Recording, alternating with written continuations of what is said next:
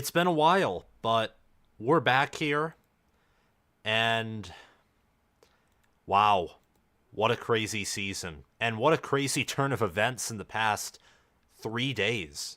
I mean, like I said in my video today, 2023 was the end of an era where Nick Saban was just killing teams left and right, assassinating their title hopes or their SEC championship hopes.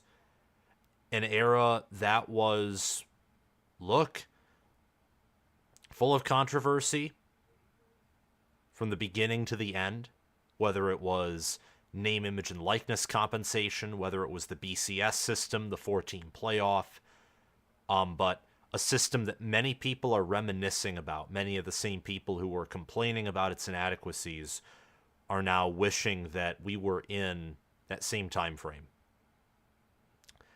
And now we're here, entering 2024. We got the 4-team college football, not the 4-team college football playoff, the 12-team college football playoff. And we have the wild, wild west in the world of name, image, and likeness deals. I know that Florida State got penalized, but that's going to be the exception to the rule because Miami, Texas A&M, and other schools have been caught putting their fingers and putting their hands into the cookie jar when they shouldn't be. Florida State, just for whatever reason, got punished. But it is what it is.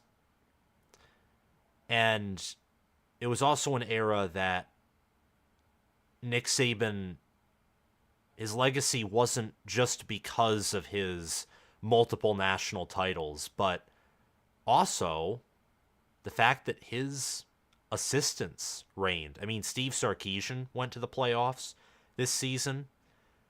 Kirby Smart won 2 national titles in a row in 2021 and 2022. And now his legacy is going to be carried on by Kalen DeBoer, who Michigan just beat in the national championship game. And it's going to be carried on by his assistants and by his coaching tree, which includes like Dan Lanning, Steve Sarkisian, Kirby Smart, Mario Cristobal, and you could name more who are head coaches at great Power 5 schools right now, many of them succeeding, like Smart, Sarkisian, Lanning. Cristobal, not so much, but we know who Mario Cristobal is. Today, what I want to do is whatever questions you have, especially pertaining to the national championship game, but also the 2024 season, whether it's about Michigan football, Ohio State football, Big Ten, SEC, whatever, ask me. And I'm going to be on here for an hour or so, and I will just answer your questions. That's the format of today's show. But before we continue any further, let's check out the chat. Howdy do, Sam and everyone. Let's hibernate till summer. It's negative 15 degrees where I'm at. Where are you? If you don't mind me asking, Jimmy Chunga guy. I mean, I presume you're somewhere in Ohio because you're an Ohio State fan, but I could be totally wrong. Nizzy B, go blue. Cryo Soul, go blue, Sam. I went down to Houston, so good and so sweet. Michigan would beat any team in the country. What was awesome about being there and watching my team win it all in person was, I don't know. It was just beautiful. That's all I can say. 15-0. I never wavered in the confidence of my team winning it all outside of that one moment against Alabama where it looked like they were about to take control of the game. And even then, I still predicted Michigan to win that game. So it was awesome, really, witnessing that in person with Donovan Edwards making those 2 big runs. I honestly thought at the end of the first quarter there was a chance that it could be a blowout, that Michigan could hang in the upper 40s or 50s and just blow out Washington, but that's not what happened. JJ or the Don coming back next year? I think both come back. I know that both are making decisions. I think both come back. And I think Jim Harbaugh comes back as well. Hail to the victors, go blue, says Cornelius Canamore. Dominator, never a doubt. Cryo Soul, what are the chances Jim stays at Michigan? I feel like they're pretty high. I feel like you've won a title at Michigan, a national title that, look, I'm a Wolverine fan who will say that Michigan cheated. We did. But the NCAA president and I at least agree on one thing. That is, Michigan won this national title fair and square because they beat Ohio State, they beat Penn State, they won their conference championship game, they beat Alabama, and they beat Washington, all without Stallions. And with all the turmoil that was happening as a result of Michigan getting caught. You've won a national title. There might be other things vacated or other punishments, but that national title is going to be kept, and that'll be remembered forever. You're at the top. You've brought Michigan back, and the Big Ten runs through Ann Arbor.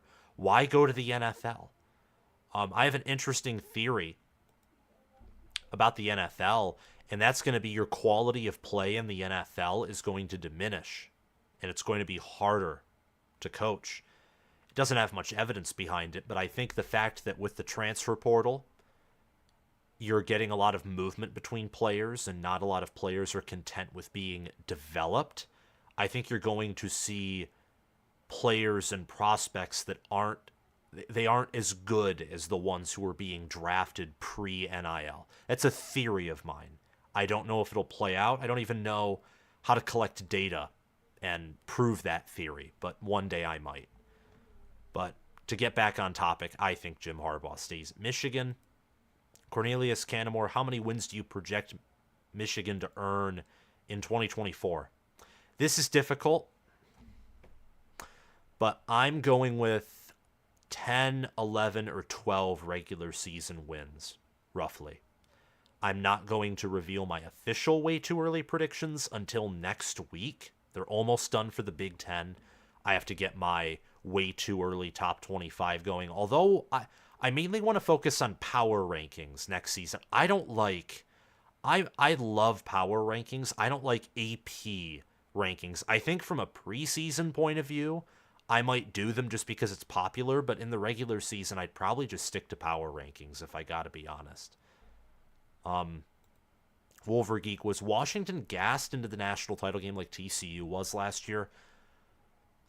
I don't know. I don't. I do think that Michigan was more fit. I think Michigan was better in every facet in that game outside of I'd say wide receiver. I mean, Michigan had the better offensive line play. Michigan was better at defensive line. J.J. McCarthy wasn't relied upon as much as Michael Penix was, so I'd say quarterback would go to Washington. Michigan only passed the ball 19 times. They ran it 38 times. Washington had 71 plays to Michigan's 57. I mean, Michigan just dominated that game. I think gassed, I'd probably say yeah, given their talent. Not like TCU going into Georgia, though.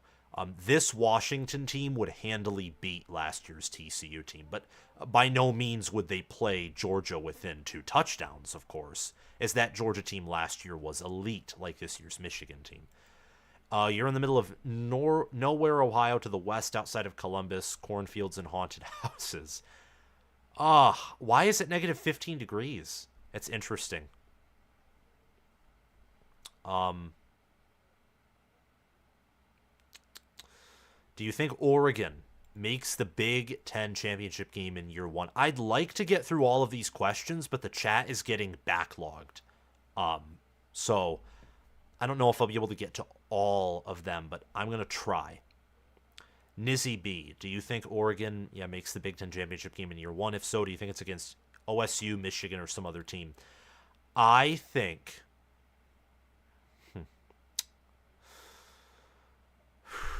it's possible. They made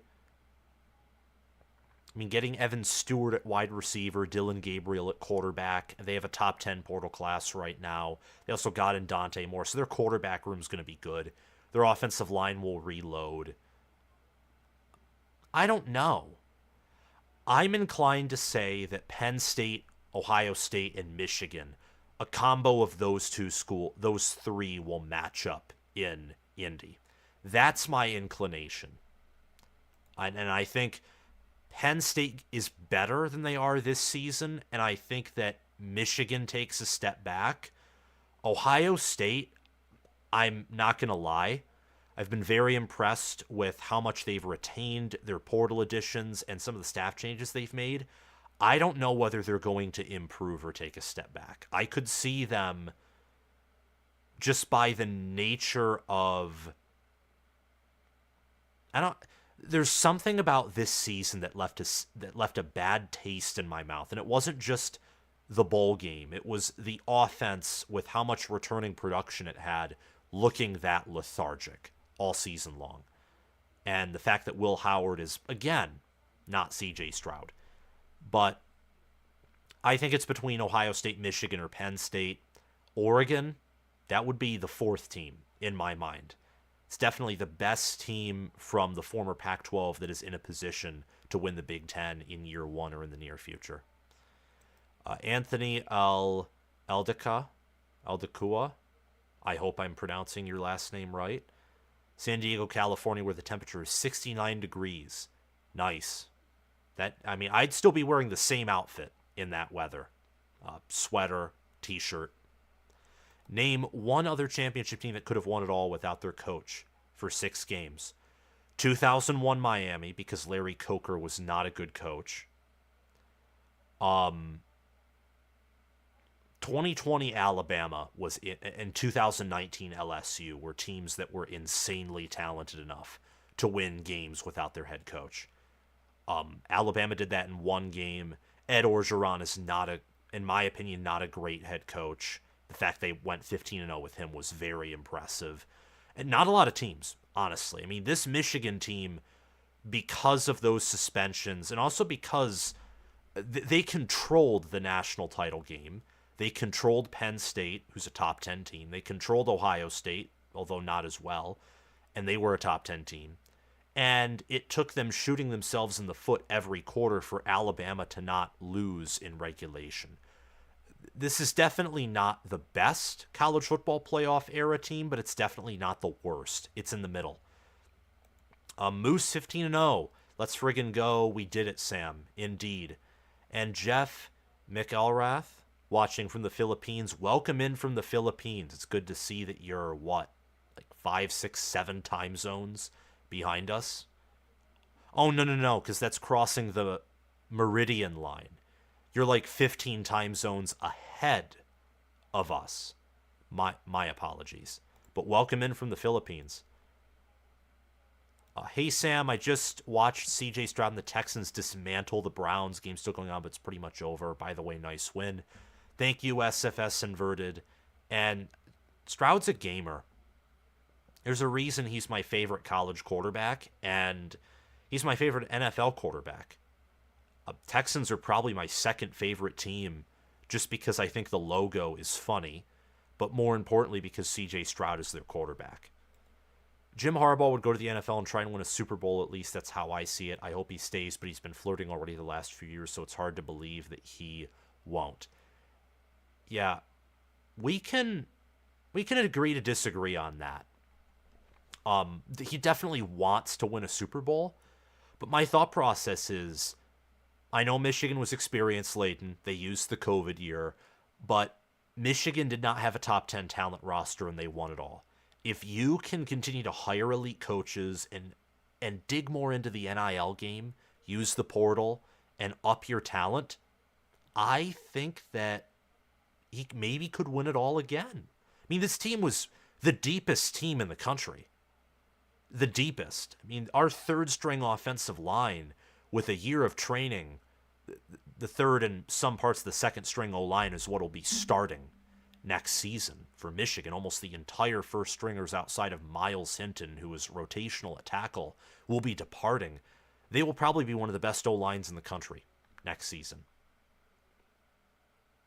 A ball with AC. Hey, Sam, what would you do with the wide receiver and corner position? Well, Will Johnson's coming back. I know Amorian Walker has left, but I would say try and retain as many secondary players as possible. At wide receiver, Roman Wilson, gone. Cornelius Johnson, gone. Darius Clemens in the portal. But we have Tyler Morris and Samaj Morgan. You know what?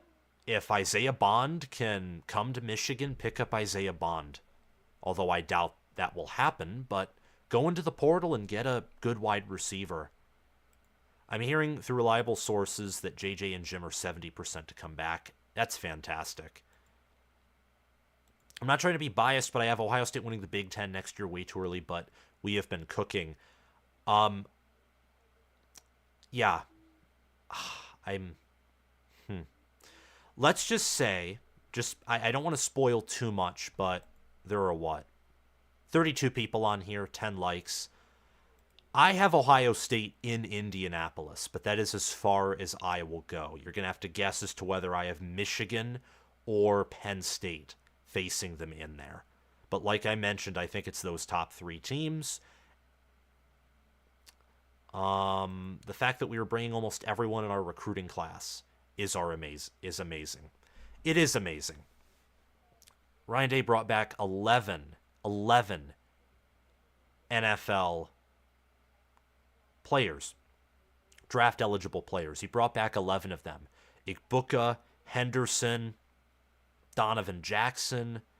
Cade Stover's gone. McCord and Marvin Harrison Jr. are gone, but basically the entire offense outside of those three players returns. Quinshon Judkins entered the portal, transferred to Ohio State. Him and Henderson, that's probably the best running back room in the country, factoring in Dallin Hayden. That's the best running back room in the country right there. That has to be. Maybe Katron Allen, Nicholas Singleton, that could easily be. It would be between those two. Michigan, Edwards has the potential to be the nation's number one back, and Mullings and Benjamin Hall are good. I think the Big Ten is going to have, again, really good running backs next season, but I'm especially looking at Ohio State, who outside of Penn State would be the most proven at that position, perhaps, in the country. Wind chill, the wind is at 50 miles per hour. Ooh, that sucks. That absolutely sucks. David DeJager, can you do a video about DeAnton Lynn, USC's new defensive coordinator? He comes from the same Ravens coaching tree as Minter and McDonald. I have a question for you. Do you think that the defensive problems under Lincoln Riley are due to his poor hiring of coordinators? Or do you think that's just the identity of his team? Hummus Hero, you guys see what the Texans are doing to the Browns. Let me look at the score. What is it, like 45-14 now? Oh my gosh, it is. That is grotesque. Stroud's averaging like 12 yards per pass attempt. That's disgusting, and in a good way, because we like CJ Stroud over here. Oregon is a top 3 roster in the game behind Ohio State and Georgia. Ballin' with AC. I think Alabama has a better roster. I genuinely believe the Crimson Tide have a better roster. Congrats on the title, Sam. Best college football channel this season. Thank you, Colby Vlash. I'm trying to make it a better channel in the preseason. I am going to be releasing a poll asking you all who you want me to interview live. I really haven't interviewed people when they come on. It's just more so conversation. But I'd like to have whether it's having Corn Crazed on the show, I always go on his show typically, or some other channels that, maybe I can go bold and reach out to a big channel. I know Josh Pate likes to go on smaller channels. It'd be interesting. Okay. Good evening, Moose. What do you think of a Buckeye throwing TDs to the Wolverines for the Texans? LOL. I can tell you what I think. I think that is awesome. I like Michigan, I'm a Michigan fan, obviously, and I actually started class this Wednesday at Michigan. But I have an affinity for Ohio State because they're a good program. Great win, Sam. You all pounded from the start. Yeah, I wanna talk about this this win for a few minutes.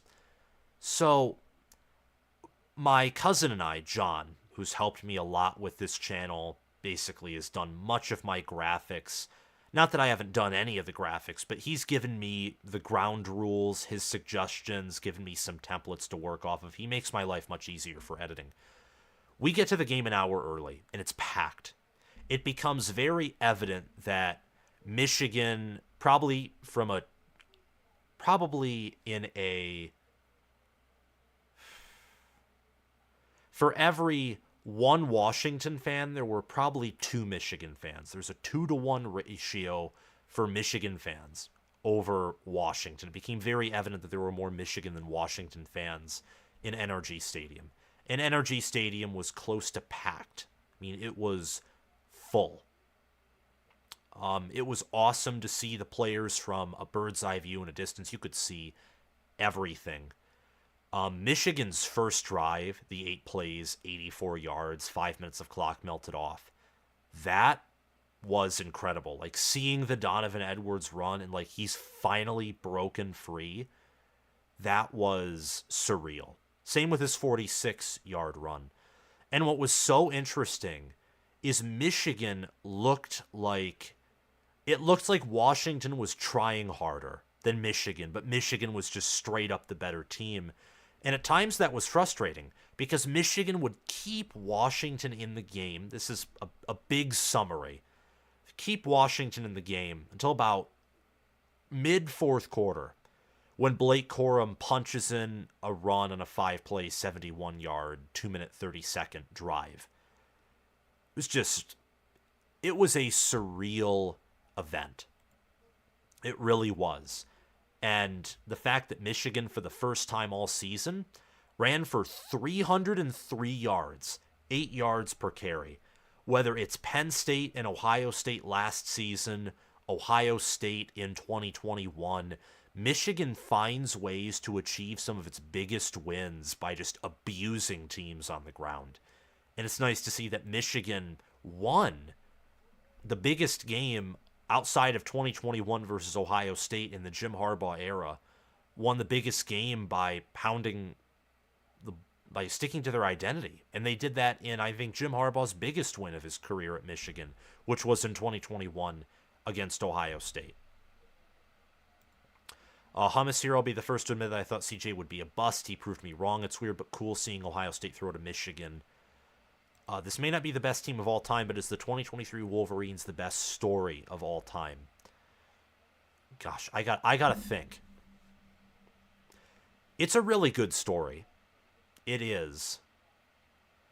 I would say, 2014 Ohio State's a pretty good one because they lost early, barely got in the playoff, and then dominated when they got in. 2013 Florida State, that's an incredible story. They had a less talented roster by recruiting rankings than Michigan, and they went undefeated, 14-0. I think that Clemson with Deshaun Watson or Trevor Lawrence, those were good stories. I can't objectively give a ranking of whether they're the best story of all time, but it's an amazing story. And I'm proud of my team. Cryosol, is Jim Harbaugh the next Nick Saban? We're going to have...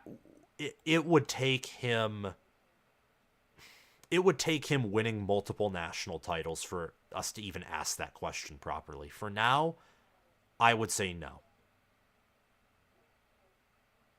There is smoke that Bond is heading to Texas. I did see that, and by the way, Hummus Hero, welcome back to the channel. Yeah, there is smoke that he's heading to Texas. It wouldn't shock me at all.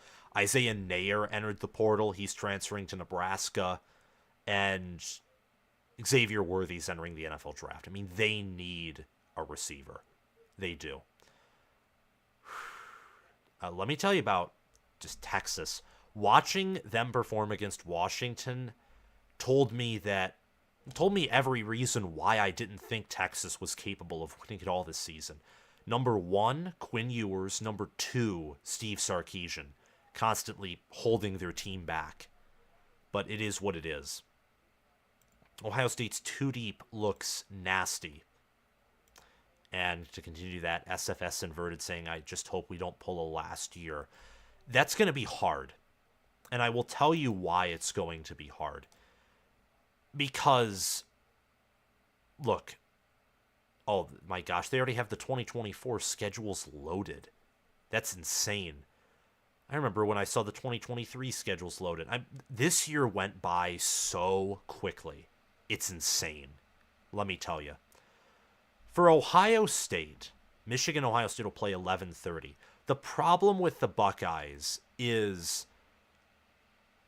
we can't give them benefit of the doubt for winning the Big Ten anymore. We can't. Entering 2023, even then, I didn't think that was appropriate because it was a road game in Ann Arbor and Michigan returned more. And they had just crushed Ohio State for the previous 2 seasons. But now, games at Oregon, at Penn State, versus Michigan. Let me tell you something. If Ohio State's coaching and their strength and conditioning is, if everything is held constant to last year's team, Ohio State could go 10-2, or dare I say it, 9-3. Like, they really cut it close against Notre Dame. They cut it closer than they should have against Penn State. Granted, I think Michigan did too, but they didn't have their head coach. Slightly different circumstances. And I don't know. Just the way Ohio State went about their team this season in retrospect was concerning. And in the Cotton Bowl, no business to lose in the fashion that they did, even with the opt-outs. This is a critical year for Ryan Day. This is a year where, with how much he's returning, with what they're using in the portal, if you don't win the Big Ten, or if you lose to Michigan, but then either Michigan doesn't reach Indy and you do and you win it, or you beat them in a rematch, then I guess to a certain degree that could be forgiven, as long as you perform in the playoff. If Day doesn't do better than the previous 3 seasons, he's on the hot seat.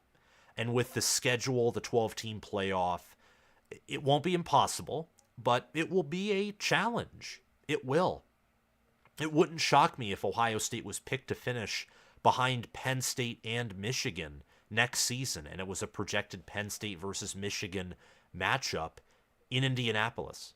That wouldn't shock me at all. In fact, I will give you a hint. I was making my 2024 preseason record predictions before the national title game even was played, or before the playoffs even. And originally, one of my projections was a Penn State-Michigan matchup, like James Franklin versus Jim Harbaugh for the Big Ten championship game, and Ohio State sitting at 10-2.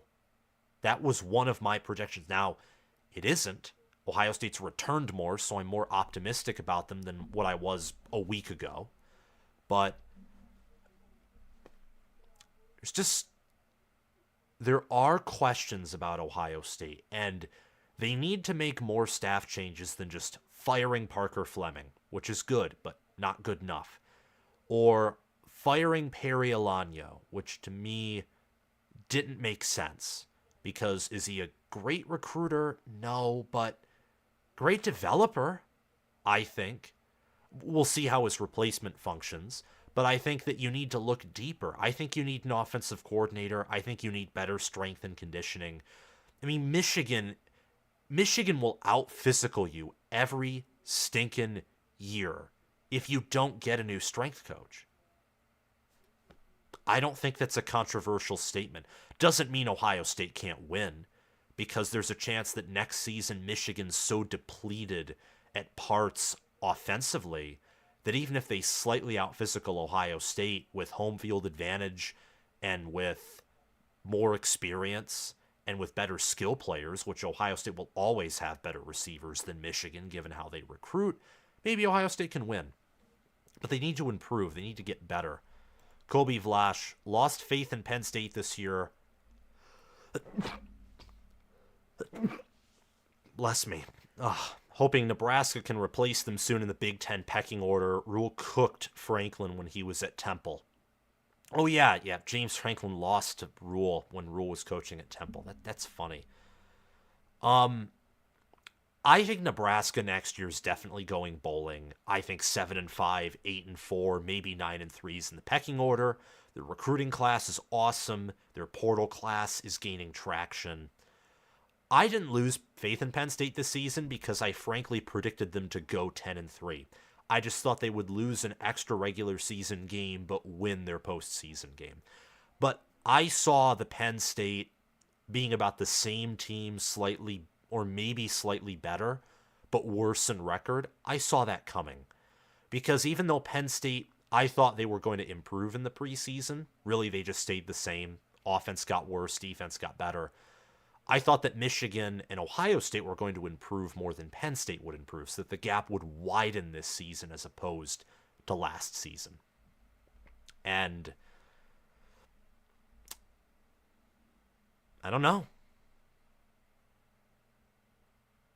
Let me see what else everyone is saying. Sam, are you watching the Lions tomorrow?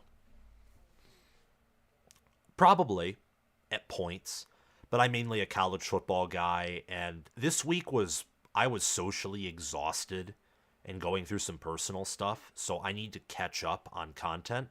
So tomorrow I might be in my room or out in the living room or maybe at the library just working on content and not doing much else. But there will be polls out tomorrow, so on, so forth. Okay, let me see what else. Doesn't matter who Ryan Day brings back, he's not a leader. Well, okay, I'm not going to go that far. He needs to make a big decision like he did after 2021 when he hired Jim Knowles. He needs to revamp the offensive staff.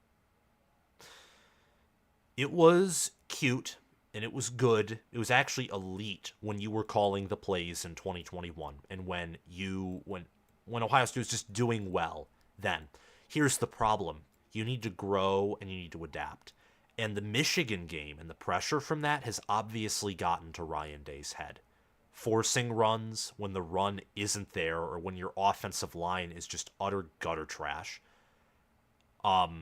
Quarterback development taking a back seat, focusing more on offensive line recruiting, focusing on running the football, trying to get tight ends involved more, at taking away from your wide receivers, not utilizing Marvin Harrison Jr.,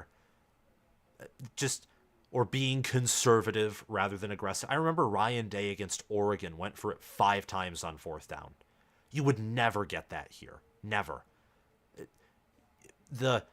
He's a great offensive mind, but when he got knocked off of his perch by Harbaugh, he's focusing on reattaining his perch.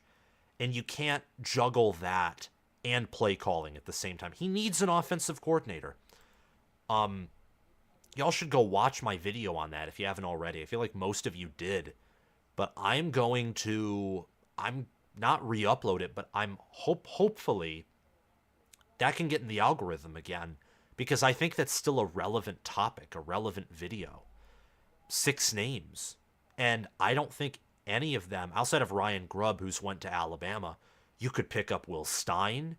You could grab Phil Longo. You could grab... I don't think Brennan Marion's been hired by anyone. You could... Yeah, he's still with UNLV. You could grab... Or Isaac Newland. You could grab all of the names except for Ryan Grubb, who I named in that video. All of them. Do a live with Uncle Lou. Oh, okay, that would be fascinating, because I think the champion nationally next season is coming out of the SEC, and he's an SEC guy. Knowledgeable about everything else. I think meshes the knowledge with his just blatant sarcasm, which is hysterical. Yeah, you know what, Wolver Geek? I'm going to do that. Or at least attempt to do that. Hey, Sam, I don't know when, but I'm thinking about starting up an Ohio State YouTube channel. This isn't really a question, so I'm not going to spend too much time on it. But privately, I'd like to spend a lot of time on this. So I'd say email me. You can click on the channel description and you'll find my email. You'll find my email in the channel description or about section. Email me there, like any of your thoughts, what you're thinking, and we could privately chat. I would love to do that if you're looking for any advice or if you just want to talk about it. But I think if you have the time, if you have the resources, I'd say do it. You can earn an income and grow a following based off of what you love to talk about. And you're a big, passionate Ohio State fan. And it's you've been one of the best fans to interact with this season. Okay. How do you think Jonathan Smith's first month has been at MSU? Zach Scout, welcome back. I have to start with the transfer portal. Bringing in...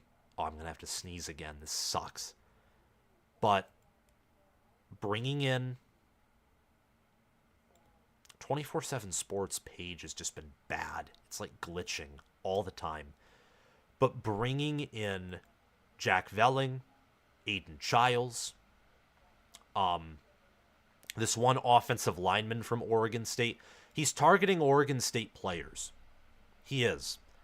Tanner Miller, who's rated only as a 3-star despite being an All-American or All-Pac-12, which is ridiculous. They had an elite offensive line. He brought in Tommy Schuster to add depth at quarterback. TJ Sheffield, good receiver at Purdue. And then Tony Grimes, former 5-star corner, has a lot of potential, hasn't really been utilized. And he's still bringing in Nick Marsh, wide receiver from Michigan. I think his first month has been good. Honestly. Now, will I think Michigan State be a top 25 team this year? I don't think so. But I will tell you that him retaining Simeon Barrow, and I forget if it was Zion Young. No, Derek Harmon, the two main defensive tackles. That's a big deal. On this channel, I have said time and time again, if you want to be a Big Ten contender, national contender's a different story. If you want to be a Big Ten contender, you have to have elite interior trench play on both sides of the ball. That means you prioritize defensive tackle over defensive end, and you prioritize guard and center over tackle. That's what you do. And Tanner Miller, interior player. You look at Derek Harmon and Simeon Barrow. Interior players, retained. Tunmise Adeleye, they let him go. He's not coming back. I think from that standpoint, from the standpoint of building a championship contender, first month's been great. Now, building an instant winner, if you're looking at him to win immediately, contend for the playoff or get close in year one, well, no. But Smith wants to build the long run and not just build a bunch of pizzazz only to go 7-5 or 8-4, get one extra win in exchange for a inferior long term. If Donovan Edwards becomes the 2022 edition of himself and we get good receivers next year, we will be great. I rephrased your question because pretty good would be an understatement if Edwards plays like he did in 2022. That would be nuts. Him as running back number one, playing the way that he did in 2022, he'd have more than 1,500 rushing yards. He would. And Michigan would probably go to the 12-team playoff and win a playoff game or two.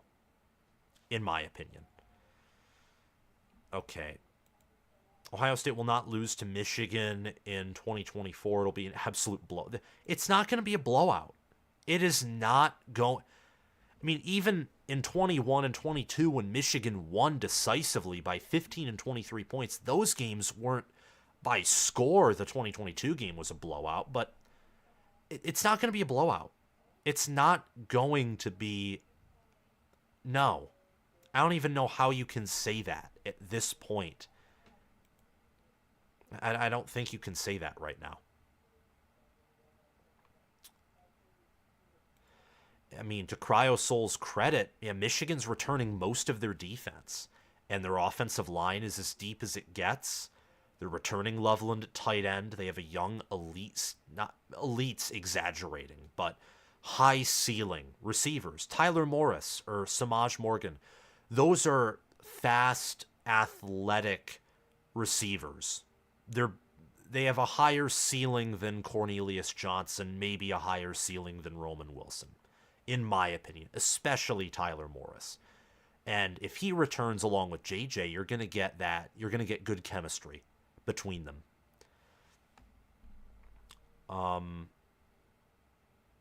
I have Ohio State beating Michigan next year, but it won't be a blowout. Yeah, I mean, that's respectable. I think, look, Ohio State's going to return more than Michigan next season. They have home field advantage. There's a chance they'll be better at running the football than the team that always wants to run the football, aka Michigan. There's a strong argument for Ohio State to beat Michigan next year, as there is every year. Same with vice versa.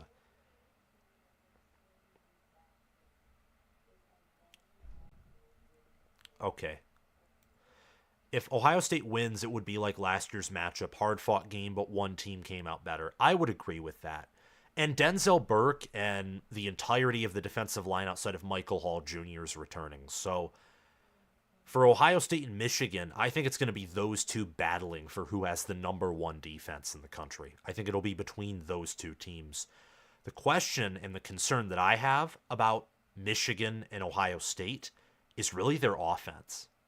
More so for Ohio State, because I'm confident McCarthy and Edwards return. And if they don't, there would probably be a breaking news video about that, because I'd be surprised.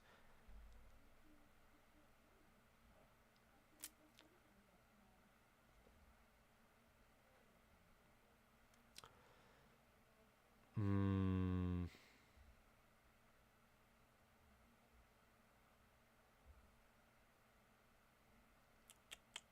sorry for the pause. Yeah, I've been tired, to be frank. Let me see.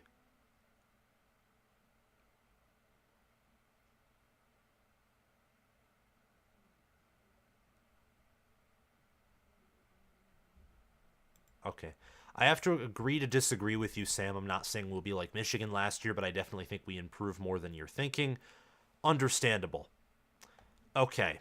Does anyone else have any other questions? I'm scrolling through. Jason Moore, has Michigan officially turned the corner in college football? I would say so.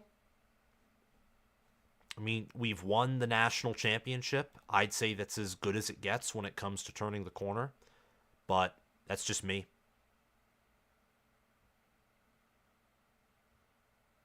Have you checked out the Georgia football lawsuit that came out the other day? What are your thoughts?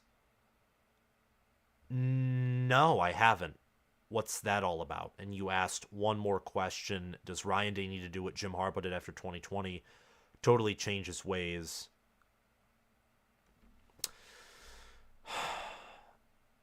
Ryan Day. This is an opinion I've only formed this season. One of Ryan Day's biggest mistakes was actually changing his ways too much. All he needed to do after 2021 was get rid of Stradwara, which he did, new offensive line coach, better O-line coach in Justin Fry, and he needed to get a new defensive staff. He did that. But he did one additional thing that I don't like in retrospect. And that was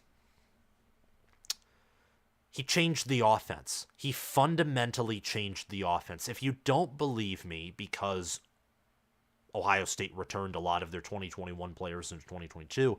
If you don't believe me, look at the pass to run ratio in play calls from 2021 2022.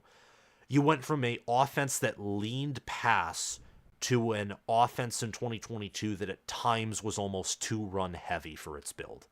He philosophically changed the offense because he didn't like, this is me assuming his thought process, he didn't like the fact that Michigan appeared to be more physical.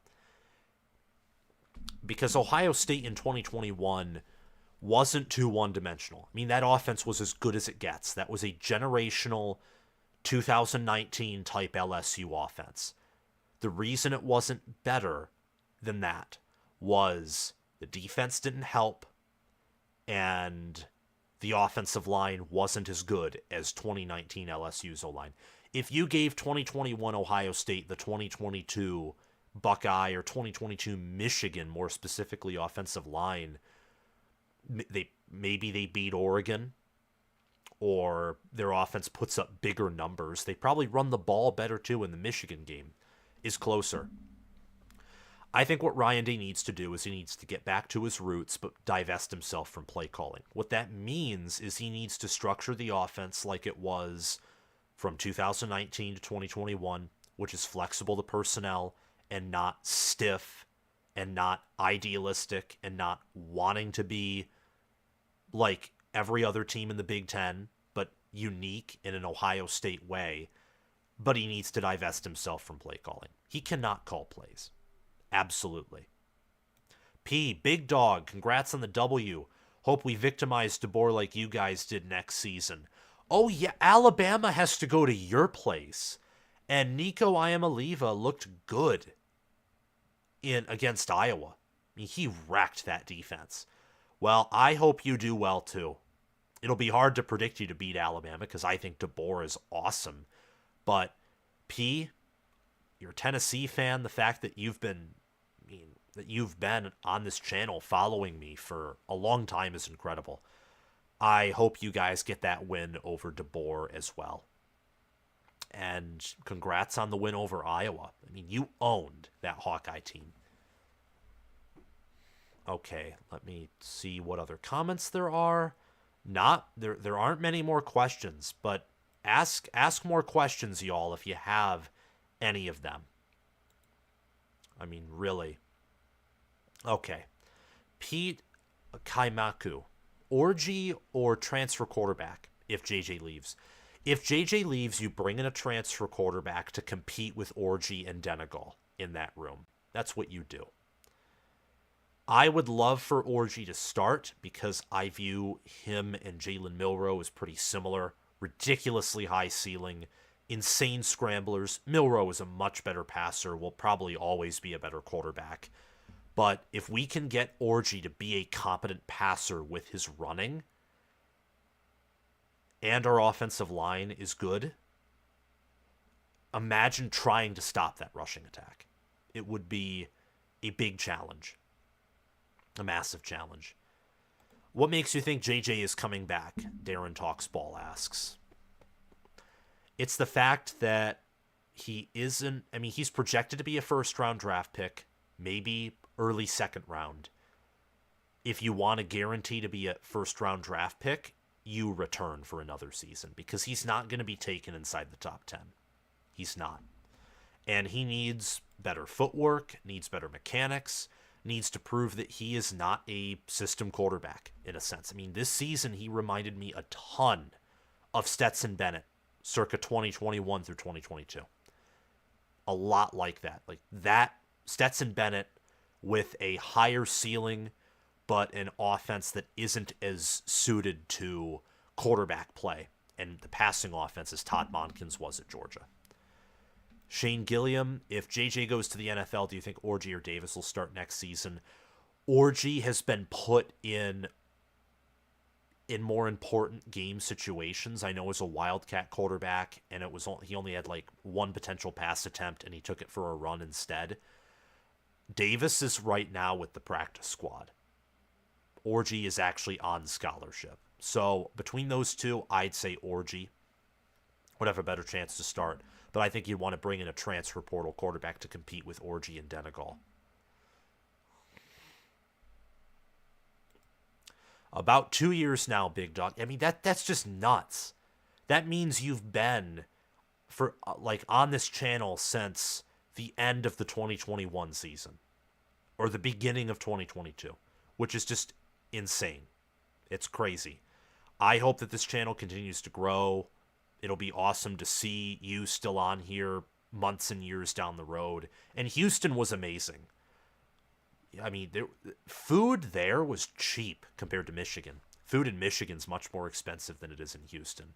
The weather was good, but that's because, of course, it's middle of the winter in Texas. It was a good time. Do you think Kalen DeBoer was Bama's first choice or last choice? He was in their first tier of choices, which was Dan Lanning, Steve Sarkisian, Mike Norvell, and him. Those were their top 4 candidates. If they had to go outside of those top 4, there's probably going to be a fall off long term. They landed a S tier, elite tier caliber candidate. DeBoer, I think, is the 3rd best head coach in the country, only behind Kirby Smart and Jim Harbaugh.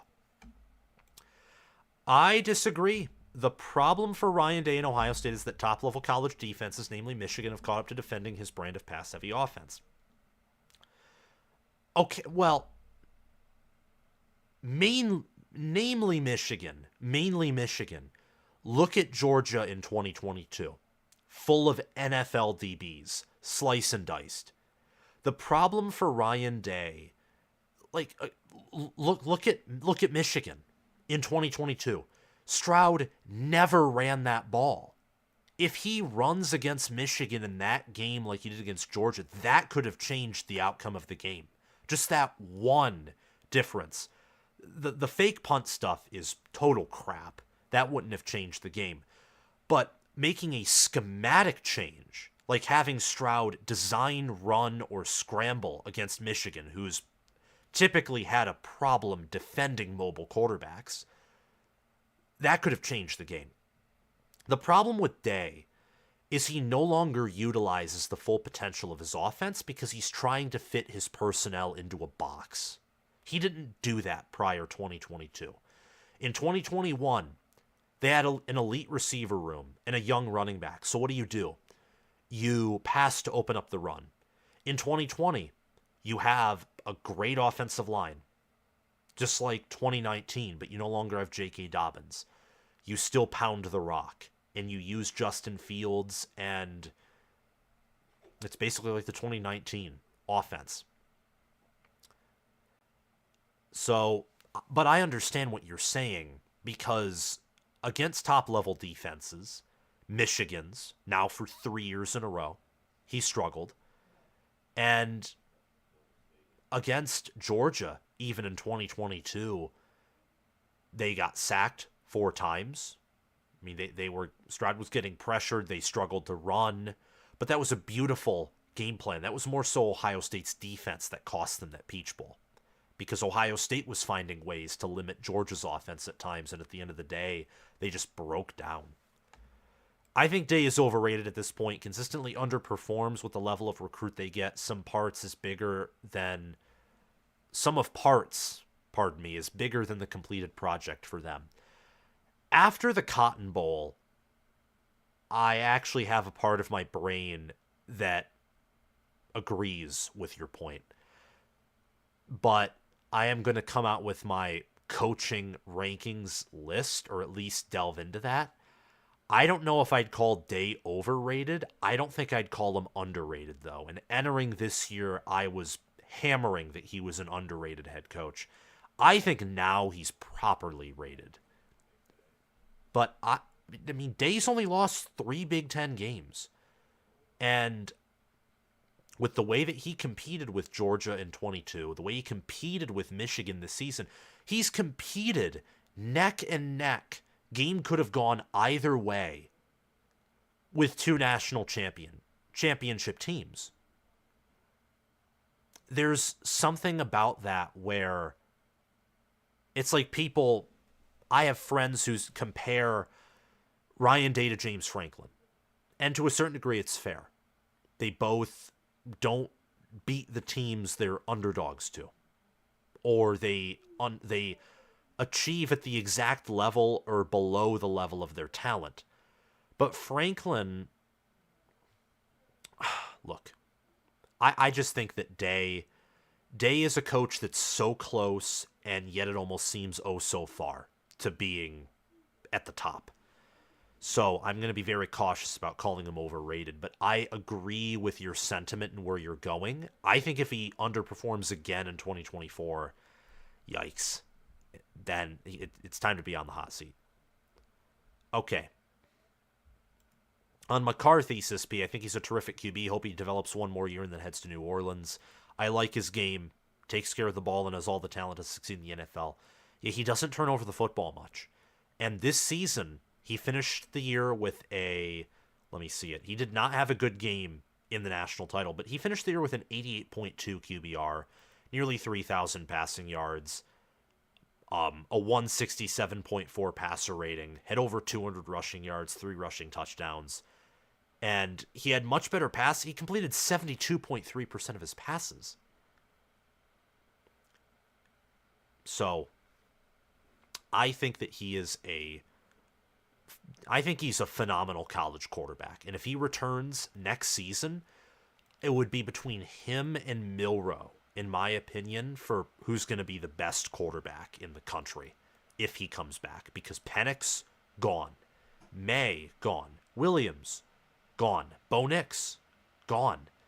Carson Beck, I think Carson Beck is even more of a system quarterback than McCarthy is, because I think that the Mike Bobo inherited from Todd Monken offense is developed perfectly for any quarterback. That's what makes it so great. Your channel was referenced by a Bama channel, BDTN342. Can you send that link in the comments, like what channel referenced me? Because I would post that link immediately in a tab of my computer, so after this live is over, I can watch it. I heard that you heard a rumor that DeBoer interviewed for the Bama job between the Sugar Bowl and the national championship. I wouldn't be shocked, given how quickly everything happened. But then again, it is the Alabama job. So if Alabama wants you to be their head coach, I could see anyone packing up things within 48 hours, and heading down there, because that's the cream of the crop job. That in Georgia and Texas and Ohio State are like the jobs in college football. Question: why can't Michigan get a few top wide receiver portal guys? Or a few top transfer portal wide receivers. I just think Michigan doesn't use them much, and Michigan doesn't have elite NIL deals.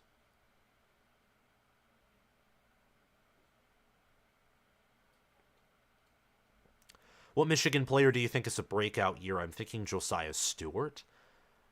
I am going to say, this is difficult. Gosh, this is difficult. Geez, I don't know. It's so early. I would be inclined to say Benjamin Hall or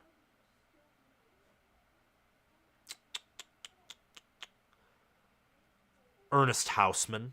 Hausman's a beast. Those would be some players.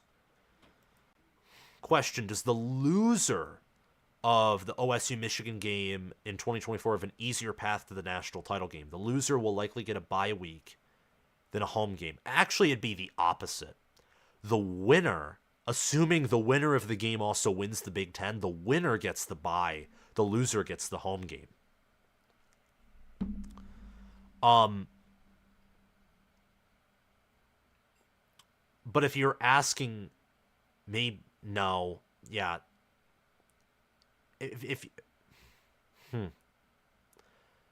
The reason I'm pausing is not because I agree with your question, but if they rematch the loser of the regular season game, if they avenge themselves with a win in Indy in a hypothetical rematch, then maybe you could say yes, they have an easier time despite losing in the regular season.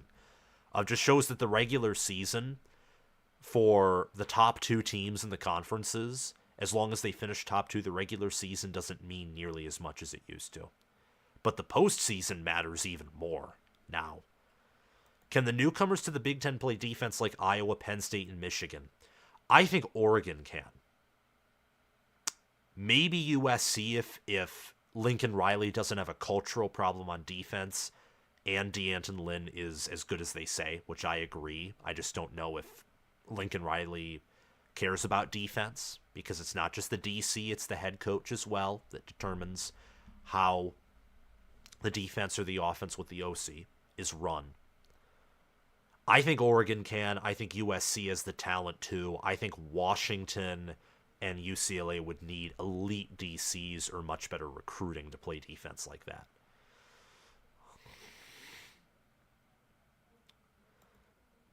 Day is the third most talented team in the country. Almost any coach could have his results. That's a fair point. It is. Though I will say that there are coaches that they have a little less than Day's talent, but given the fact they play in easier conferences and watching how their teams play, I would say that almost any coach could have similar results. I'd say it would take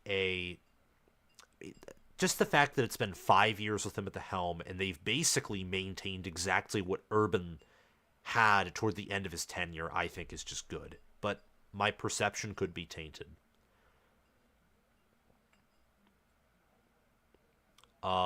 Vacating all wins for 3 years, limited scholarships, bowl ban, show cause for 6 years. That's unrealistic. It won't happen. The NCAA precedent even said that Michigan won the title game fair and square. Hey Sam, just got here. Hope your day is going well. Thank you, Crash2488.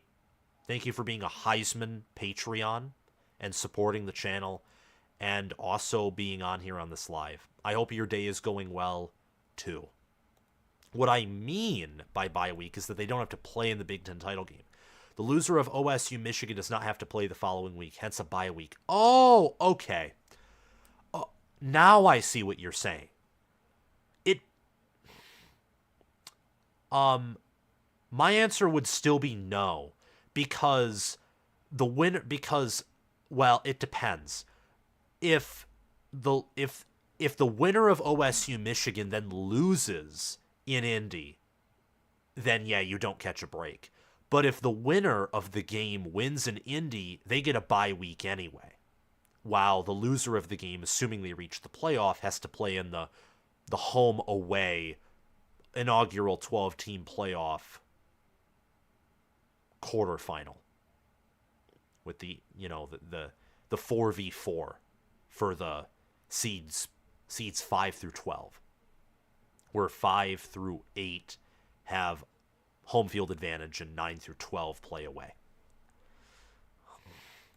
Who would you want Michigan to go after if Jim leaves? Well, I said during the whole cheating scandal that I would want Jonathan Smith or Kalen DeBoer to replace Jim Harbaugh if he had to leave. And they're both hired by different universities. Smith's gone to Michigan State, DeBoer's gone to Alabama.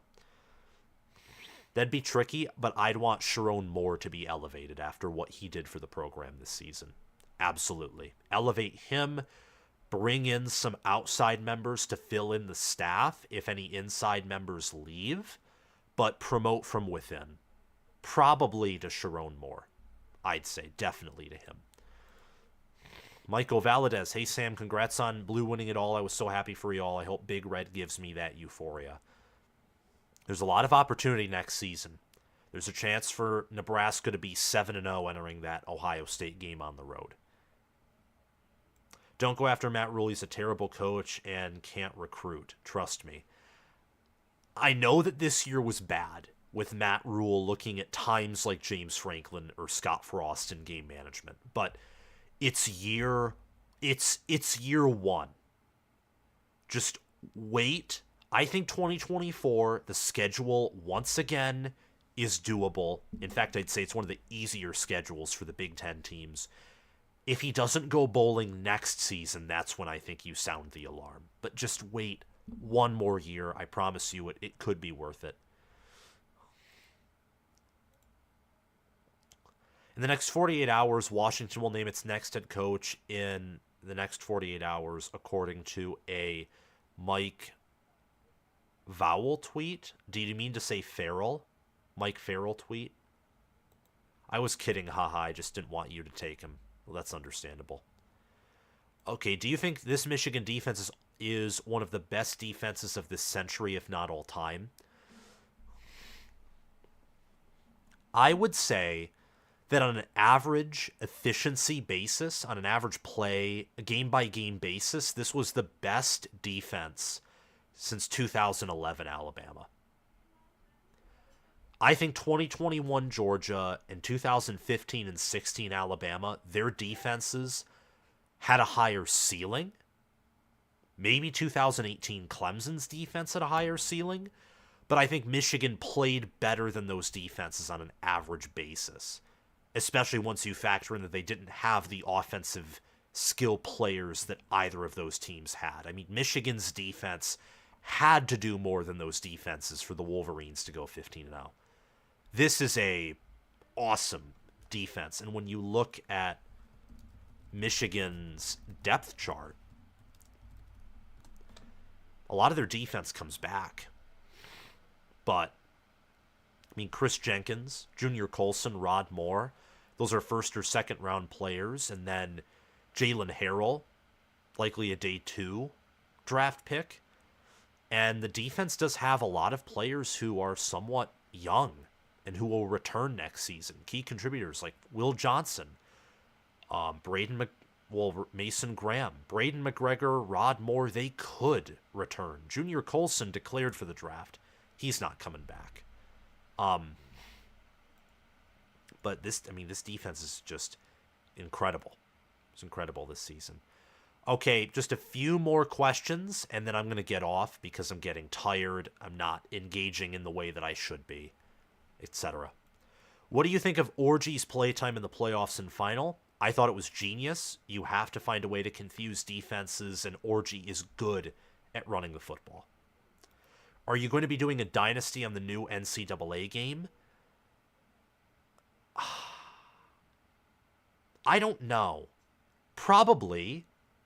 Just because it would be good for the channel, and because I'm going to be getting that game anyway. But don't be surprised if it doesn't become a part of the channel for any significant amount of time.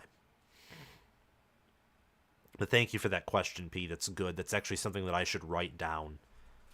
By the way, someone said an Alabama channel mentioned me. That was... Who was that? That was BDTN342. He said an Alabama... My channel was referenced by an Alabama channel. If you can find that link, if you're still on here, I would love to know who referenced that my channel. Arizona top 10 team next season. I would say so, yes, but I want to do more research. It's Pete Kaimaku. Thank you for that question. I love Noah Fafita, by the way. Speaking of when I said Milroe or McCarthy for number 1 quarterback next year, make it McCarthy, Fafita, and Milroe. Those would be my 3 in their own category, assuming that McCarthy comes back. Crash2488, final question of the night. What are your thoughts on the transfers for Ohio State and Michigan? I think Ohio State's doing better than Michigan in the transfer portal, but I think part of that was due to the time constraints of the transfer portal window. And since Ohio State's season ended nearly 10 days before Michigan's did, they were able to get a better jump on the portal than Michigan was. So we'll see how that all unfolds when the second cycle comes around. But getting Quinshon Judkins, and then also for the Ohio State Buckeyes, it wasn't just Quinshon Judkins, but they got other players as well, like Seth McLaughlin for guard, Will Howard at quarterback, Will Kakmarek, tight end from Ohio, to replace Cade Stover and play alongside Jelani Thurman. That's great. And then for Michigan, I think that Jayshon Barham and Josh Preby are great additions. I think Barham was one of Maryland's better linebackers, in my opinion. Preby was Northwestern's best offensive lineman. And it's good to see that Michigan's already using the portal to get players for their front seven and for their front five on offense, otherwise known as the offensive line. I think that's very critical. Well, technically on defense it's front six, but it is what it is. Okay, thank you all so much for watching this video, for asking questions and receiving my answers. Have a great day, everyone. I will see you all tomorrow with content, and there will be an updated live streaming schedule for the preseason for 2024. Remember, there's no off-season on college football with Sam, only the preseason, brief postseason, and most importantly, the regular season. Have a great night, everyone, and I will see you all around. Bye-bye.